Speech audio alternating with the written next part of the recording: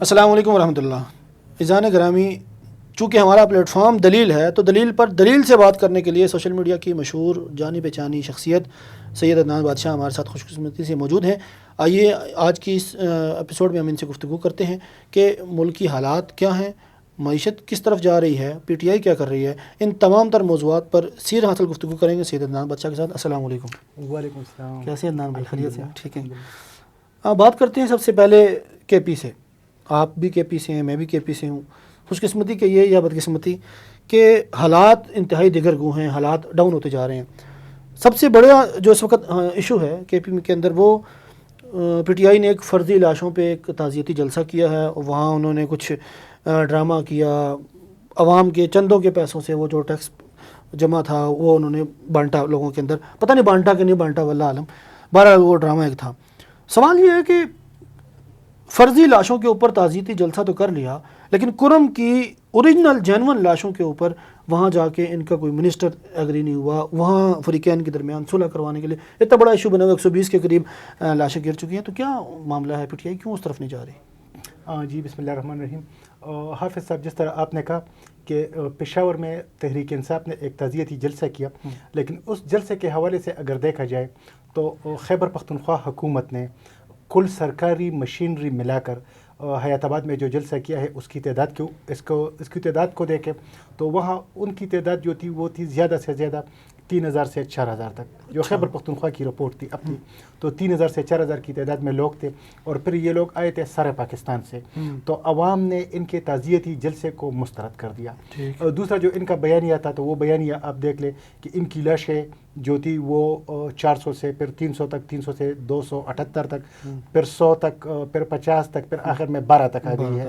اس طرح ان کے جو زخمی ہیں تو زخمیوں کی جو لسٹ بتا رہے تھے تو ان میں بھی ان کا بہت زیادہ تضاد تھا. 1000 سے ہو کر آخر میں 4 5 10 تک جو ہے وہ آ گئے ہیں.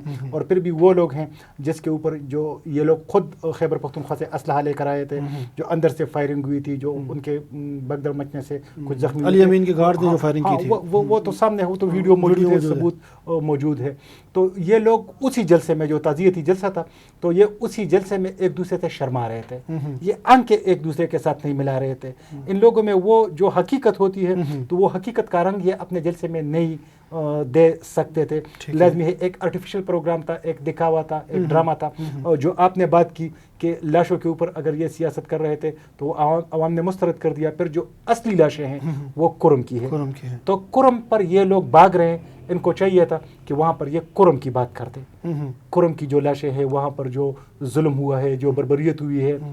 ابھی رات کو ہی میں نے دیکھا کہ کرم میں بچوں کے لیے ادویات نہیں ہے. تقریباً 29 یا 30 بچے وہاں پر وہ آکسیجن اور ادویات کی وجہ سے وہ وفات پا گئے ہیں. بہت زیادہ ایک قیامت خیز منظر ہے وہاں پر کرم میں. تو یہ اس طرف بات نہیں کر رہے، لیکن جہاں پر یہ سیاسی گد بیٹھے ہوئے ہیں تو یہ اپنی سیاست کو چمکانے کے لیے ایک پروپیگنڈا کر رہے ہیں.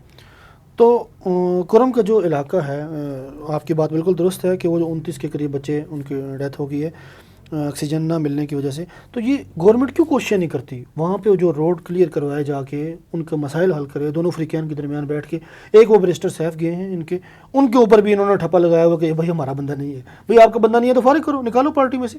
خیر ڈرامہ ہے سارا کچھ. تو اس کرم کے مسئلے کو حل کرنے کے لیے پی ٹی آئی کوشش کیوں نہیں کرتی؟ اصل میں پی ٹی آئی کا وہاں پر کوئی مفاد نہیں ہے. ٹھیک ہے، ان لوگوں کا مفاد اڈیالہ جیل سے وابستہ ہے. آپ دیکھ لیں ان کی ٹوٹل جو ان کے قائدین ہے، ان کی جو صوبائی حکومت ہے تو وہ اڈیالہ جیل یاترا کرتے رہتے ہیں. روزانہ ان کے بیانات آتے ہیں. کرم کے اوپر تو ان کا بیان بھی نہیں آ رہا. کرم کے جو اصلی جو حقیقی جو جرگہ ہے، جو عمائدین ہے، گورنر صاحب ہے، گورنر خیبر پختونخوا یا دوسرے جو سیاسی مشران ہے، وہ جرگے کر رہے ہیں، وہ ایکٹیو ہے. اور آپ دیکھ لیں کرم کے حوالے سے آل پارٹی کانفرنس گورنر صاحب نے بلائی تھی تو خیبر پختونخوا حکومت نے کیا کر دیا؟ اس سے بائیکاٹ کر دیا. اگر یہ سنسیئر تھے، یہ کرم کے ایشو کو حل کرنا چاہتے تھے تو یہ بائیکاٹ کبھی نہ کرتے.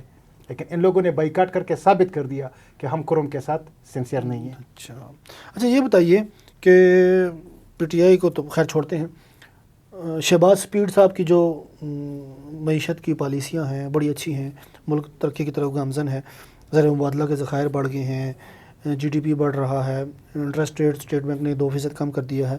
تو ان تمام تر معاشی پالیسیوں کو آپ کس نظر سے دیکھتے ہیں کہ آئندہ مستقبل میں ان کی وجہ سے کیا ہونے والا ہے؟ سر آپ مستقبل کی بات کر رہے ہیں، موجودہ آپ دیکھ لیں، مستقبل تو انشاءاللہ اچھا ہی اچھا ہے. انشاءاللہ. مہنگائی کی شرح آپ دیکھ لیں وہ 1 ڈیجٹ کے اوپر آ گئی ہے، اور شرح سود میں کمی ہو گئی ہے.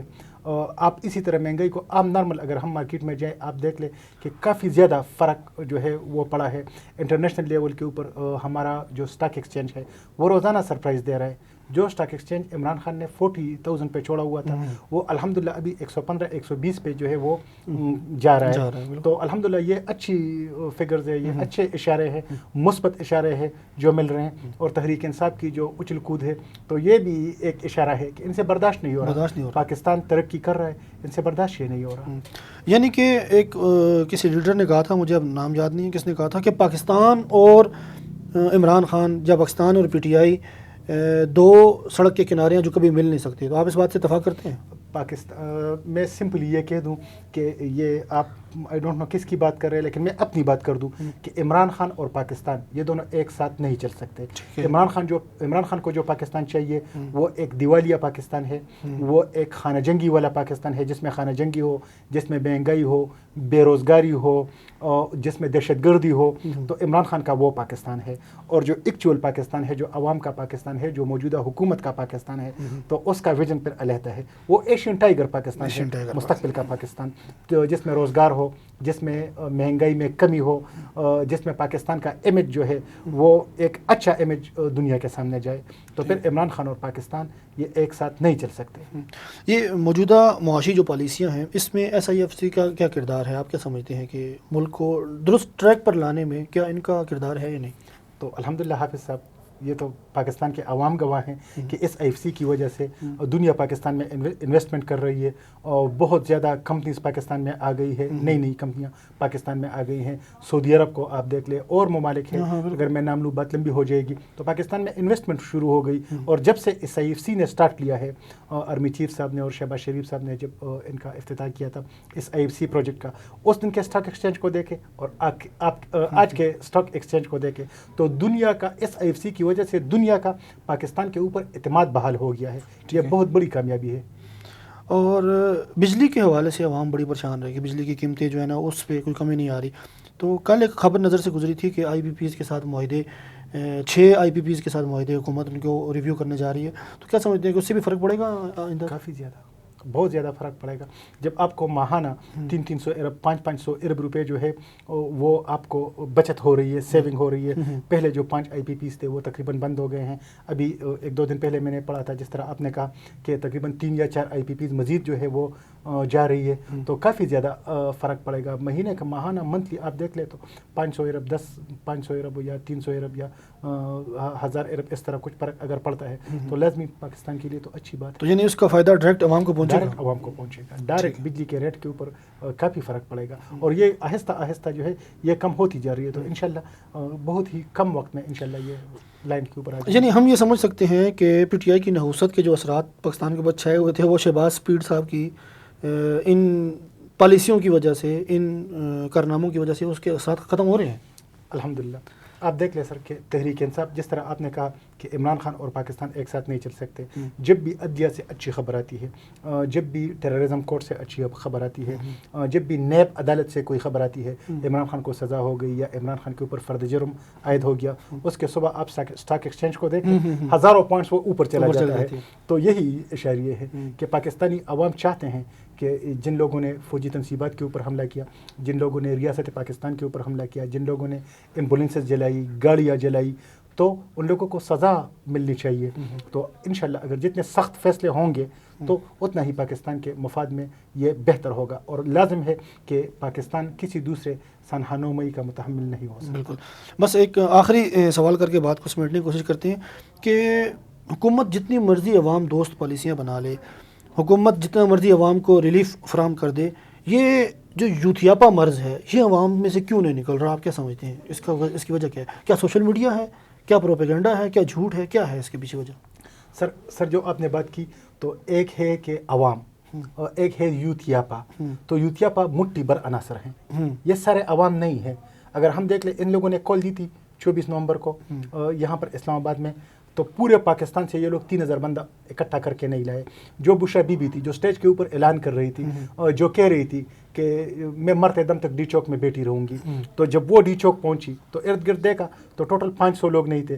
تو بھاگنے والوں میں وہ عورت سب سے پہلے تھی. الیمین گنڈاپور براستہ منال ہری پور بھاگنے والوں میں سب سے پہلے تھا. اگر اس کے پاس 1 لاکھ لوگ ہوتے تو کیا یہ بھاگتے؟ کیا یہ اپنے عوام کو چھوڑتے؟ تو ٹوٹلی 5 منٹ میں وہ لوگ وہ کیمروں میں وہ ریکارڈ ہو گئے ہیں کہ وہ ایک دوسرے سے آگے جا رہے تھے. اگر میں تھوڑا کھل کے بات کروں تو وہ اپنی شلواریں ڈی چوک میں چھوڑ کے بھاگے ہیں. یہ بہت شرم کی بات ہے. تو ان لوگوں کی تعداد نہیں تھی. تو یہ جو یوتیاپا ہے پورے پاکستان میں تو یہ ٹوٹل 5-10 ہزار لوگ ہیں. یہ ذہنی مریض ہے، عمران خان کے کلٹ ہے. تو یہ انشاءاللہ یہ بھی آہستہ آہستہ راہ راست کے اوپر یہ آئیں گے. یعنی حافظ صاحب کا دم جو ہے ان کے اوپر اثر کرے گا. حافظ صاحب کا دم ان کے اوپر اثر کرے گا. اور سب سے جو بڑی بات ہے کہ حافظ صاحب وہ شخصیت ہے جس کے اوپر نہ جادو منتر اثر کرتا ہے اور نہ اس کے اوپر کوئی شف اثر کرتا ہے. حافظ صاحب کا دم ہے جو انشاءاللہ اثر کرے گا، جس نے دنیا کو اپنا گرویدہ بنا دیا ہے. وہ ایک لطیفہ جو تھا بڑا فیمس ہوا تھا کہ اہدنا الصراط المستقیم، یہ کہتے تھے نا ہر جلسے کے اندر ایاک نعبد و ایاک نستعین. تو پھر اہدنا الصراط المستقیم کے یہ میں تھوڑی سی درستگی کر دوں. یہ لوگ کہتے تھے ایاک نعبد و ایاک نستعین. اس سے آگے پھر ان لوگوں کو اس کے پاس منزل نہیں تھا. جب سے حافظ صاحب آئے ہیں تو اس نے وہاں پر لکھ دیا ہے اہدنا الصراط المستقیم. تو ابھی یہ لوگ جو ہے اہدنا الصراط المستقیم کے اوپر جو ہے یہ چل رہے ہیں. تو ابھی یہ سیدھی راستے کے اوپر انشاءاللہ. یعنی ہم یہ بھی کہہ سکتے ہیں کہ اگر آپ کے پاس پیرنی ہے تو ہمارے پاس حافظ صاحب ہیں، اور پیرنی کا جادو حافظ صاحب کے اوپر اثر نہیں کرے گا. پیرنی کے موکلات حافظ صاحب جس دن سے آئے ہیں پیرنی کے موکلات وڑ گئے ہیں. پیرنی کے پاس اب کچھ باقی نہیں رہا. پیرنی اب اپنی جان بچانے کے چکر میں ہے کہ وہ کیا کرے. اور اس کا تو علیمہ خان کے ساتھ مقابلہ ہے. یہ اقتدار کے اوپر وہ اپنے پارٹی کے اوپر وہ قبضہ کرنا چاہتی ہے. علیمہ خان اس کے خلاف اور وہ علیمہ خان کے خلاف. وہ یہی ان کا جنگ ہے. عمران خان کا وہ نہیں ہے. تو ناظرین کرام، آج شگفتہ ماحول میں، ایک ہنسی مذاق کے ماحول میں کچھ باتیں آپ نے جاننی، کچھ باتیں آپ کو معلوم ہوئیں.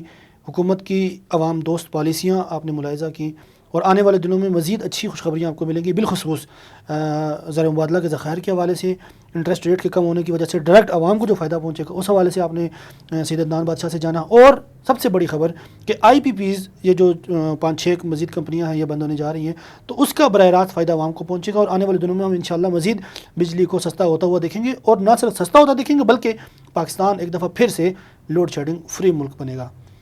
امید ہے کہ پاکستان اسی طرح ترقی کی منازل طے کرتا رہے گا. انشاءاللہ ہمارا اور آپ کا ساتھ اسی طرح رہے گا. ملتے ہیں کسی اور ویڈیو میں. اپنا خیال رکھیے گا. اللہ حافظ.